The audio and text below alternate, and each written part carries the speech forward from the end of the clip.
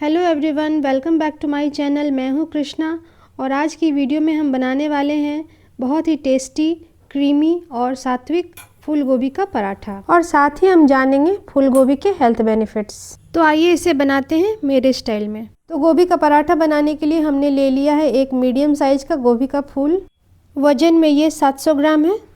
और हमने लिया है 50 ग्राम धनिया पत्ता, 1 इंच अदरक का टुकड़ा और 4 हरी मिर्चें, रिफाइंड ऑयल और हींग। पराठे का आटा गूंदने के लिए 2 कप गेहूं का आटा। अब हम पराठा बनाना स्टार्ट करते हैं। तो सबसे पहले हम फूल गोभी से बड़े साइज के फ्लोरेट्स तोड़कर निकाल लेंगे या चाकू से काटकर अलग कर लेंगे।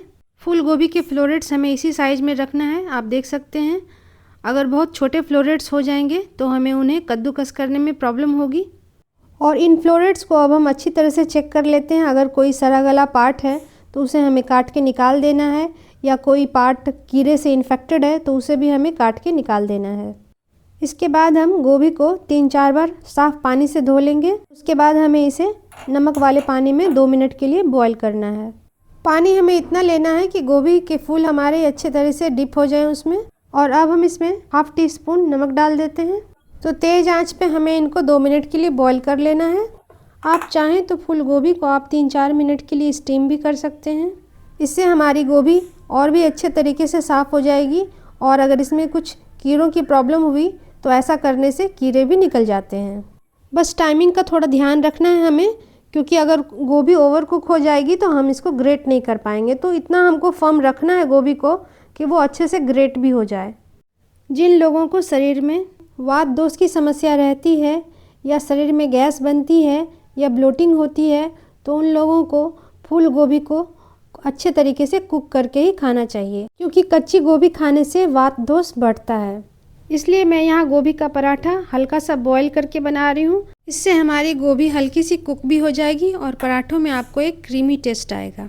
तो अभी 2 मिनट हो चुके हैं, हमारी फूल गोभी हल्की सी बॉईल हो गई है और हमने इसे एक छन्नी में ट्रांसफ़र कर लिया है। इससे हमारी गोभी ठंडी भी हो जाएगी और ड्राई भी हो जाएगी। तो अब हमारी फूल गोभी ठंडी हो चुकी है और ड्राई भी हो गई है, तो इसे हम ग्रेट कर लेते हैं। आप चाहें तो इसे चॉपर में भी फाइन चॉप कर सकते हैं। फूल गोभी एक बहुत ही सेहतमंद और लो कैलोरी सब्जी है, जिसका उपयोग हम वेट लॉस के लिए कर सकते हैं। वेट लॉस के लिए आपको इसी तरह पराठा बनाना है, बट आप उसमें घी तेल ना लगाएं। तो ये हमारी फूल गोभी अब अच्छे से ग्रेट हो गई है और ये छोटे टुकड़े बच गए हैं कुछ, तो इनको हम किसी दूसरी सब्जी में यूज कर लेंगे। अब हम इस ग्रेटेड फूल गोभी को दोनों हथेलियों के बीच में दबाकर इसका एक्स्ट्रा पानी निचोड़ लेंगे। फूल गोभी में फाइबर्स की मात्रा काफ़ी अच्छी होती है, तो जिन लोगों को कॉन्स्टिपेशन रहता है उनको ये ज़रूर खाना चाहिए, क्योंकि ये हमारे पाचन को ठीक रखता है। तो अब हमने सारी फूल गोभी का पानी निचोड़ लिया है और इस पानी का यूज हम पराठे का आटा लगाने के लिए करेंगे। तो यहाँ पर हम ले रहे हैं 2 कप गेहूं का आटा। गेहूं के आटे में अब हम 1 टीस्पून चीनी डालेंगे, ये ऑप्शनल है। इससे पराठे में हल्का सा स्वीट टेस्ट आता है, जो कि मुझे बहुत अच्छा लगता है। अब हम आटे में 1 टेबल स्पून रिफाइंड ऑयल डालेंगे। अब हम फूल गोभी से निचोड़े हुए पानी को थोड़ा थोड़ा आटे में डालकर एक सॉफ्ट सा आटा गूंद लेंगे। फूल गोभी हमारे ब्लड को प्योरीफाई करती है और ये ब्लड शुगर लेवल को भी कंट्रोल करती है, क्योंकि इसमें फाइबर्स होते हैं जिससे ब्लड शुगर अब्जॉर्प्शन स्लो हो जाता है। इसलिए डायबिटीज़ वाले लोग भी इसे आराम से खा सकते हैं। तो ये हमारा आटा गूंदकर तैयार हो चुका है। इसे हम कवर करके रख देते हैं 20 मिनट रेस्ट के लिए, और तब तक हम अपनी फूल गोभी के पराठे की स्टफिंग तैयार कर लेते हैं। इसके लिए हम धनिया पत्ता, अदरक और हरी मिर्ची को अच्छे से धो लेंगे। उसके बाद हमें धनिया पत्ता और हरी मिर्ची को फाइन चॉप कर लेना है और अदरक को ग्रेट कर लेना है। तो अब हम इन तीनों चीज़ों को एक एक करके ग्रेटेड गोभी के मिक्सचर में ऐड कर देंगे। तो ये हमने डाल दिया यहाँ पर चॉप्ड धनिया पत्ता, ग्रेट किया हुआ अदरक डाल देते हैं, चॉप की हुई हरी मिर्चें डाल देते हैं। इसके बाद हम इसमें नमक डालेंगे अपने स्वाद के अनुसार। अब सब कुछ अच्छे से मिक्स कर लेंगे। अब हम स्टफिंग में 1/4 टीस्पून हींग डालेंगे और फिर से सब कुछ मिक्स कर लेंगे। तो अब हमारी फूल गोभी की स्टफिंग तैयार है। अब हम इसको टेस्ट करके देख लेते हैं कि इसमें नमक की मात्रा परफेक्ट है या नहीं। तो नमक परफेक्ट है हमारे पराठे की स्टफिंग में। तो आइए अब स्टार्ट करते हैं पराठा बनाना। आप देख सकते हैं कि हमारे पराठे का जो आटा है उसको काफ़ी देर रेस्ट मिल चुका है। तो ये काफ़ी अच्छे से सेट हो गया है, फूल गया है। तो अब हम इसको एक बार फिर से नीड कर लेते हैं। फूल गोभी एंटी एजिंग में हेल्प करती है क्योंकि इसमें एंटीऑक्सीडेंट्स होते हैं जो हमारे स्किन को हेल्दी और यूथफुल रखते हैं। अब हम पराठा बनाना स्टार्ट करते हैं। तो इसके लिए हमने एक कास्ट आयरन का तवा लिया है और इसे हम मीडियम आंच पर गर्म होने के लिए रख देते हैं 3 से 4 मिनट तक। ये कास्ट आयरन का तवा है और इसका यूज मैं डोसा और पराठे बनाने के लिए ही करती हूँ। अब हम आटे की इस बड़ी सी लोई से इक्वल साइज़ की और मीडियम साइज़ की लोइयाँ तोड़ लेंगे। तो इतने आटे से इक्वल साइज़ की 6 लोइयाँ तैयार हुई हैं। अब इन लोइयों को हम चकले के बेस पे गोल गोल घुमाते हुए आटे के स्मूथ बॉल्स तैयार कर लेंगे। तो यहाँ पर आप देख सकते हैं 2 कप गूंधे हुए आटे से 6 आटे के बॉल्स बनकर तैयार हुए हैं। तो फूल गोभी की इतनी स्टफिंग और आटे के 6 बॉल्स से 6 पराठे बनकर तैयार होंगे। तो 2 लोग इसको आराम से एंजॉय कर सकते हैं। अब हम आटे की इन बॉल्स को सूखे आटे में लपेटेंगे और दोनों हाथों के अंगूठे से आगे बढ़ाते हुए कटोरी नुमा हमें बनाना है इन्हें। तो आप देख सकते हैं कि मैं किस तरह से कर रही हूँ।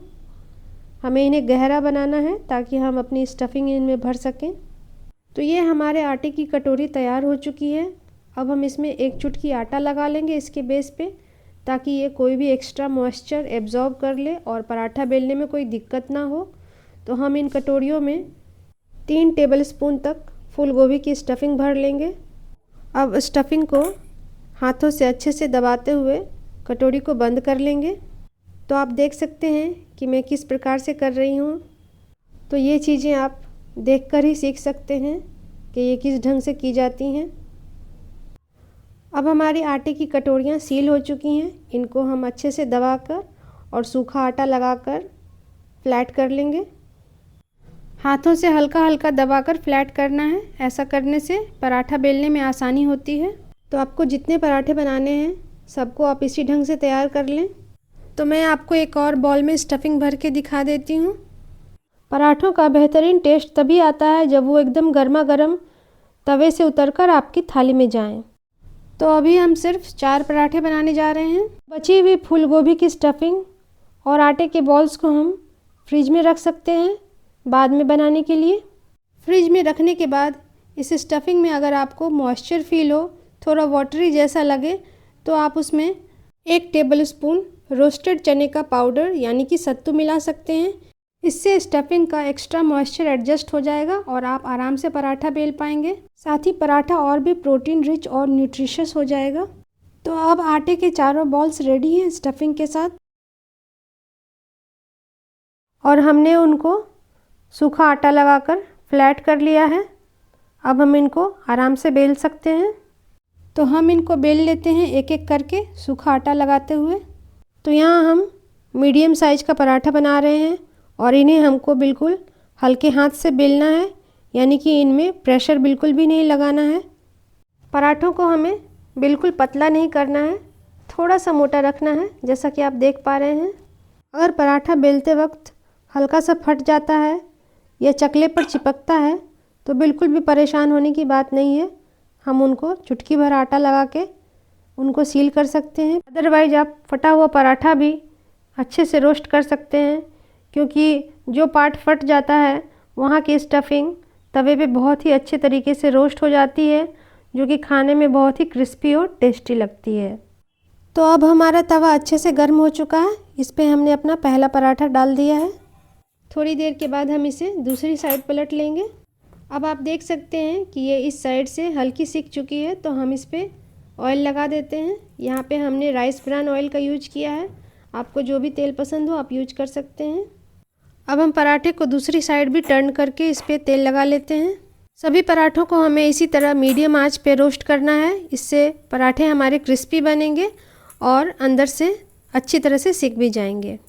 थोड़ी देर के बाद हमें फिर से पराठे को टर्न करना है। तो ये आप देख सकते हैं हमारे पराठे के ऊपर कितने सुंदर ब्राइट और रेड ब्राउन स्पॉट्स आ चुके हैं। इसका मतलब हमारा पराठा बहुत अच्छे से सिक रहा है। तो इसी तरह से हमें पराठा सेक लेना है, दोनों साइड से टर्न वाइज करके अच्छे से रोस्ट करना है। तो ये पराठा डन हो चुका है, इसे हम तवे से उतार लेते हैं। तो अभी हम आपको एक और पराठा बेलकर और सेक कर दिखा देते हैं। फूल गोभी एक बहुत ही टेस्टी और हेल्दी सब्जी है। इसमें विटामिन सी, विटामिन के, विटामिन B6, विटामिन B9 और अन्य बी कॉम्प्लेक्स विटामिन्स भी पाए जाते हैं।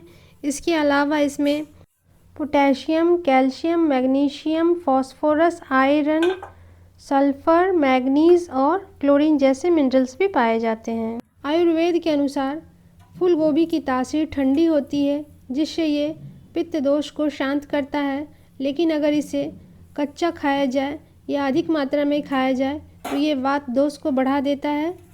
इसलिए आयुर्वेद में फूल गोभी को पकाकर खाना बेहतर माना गया है।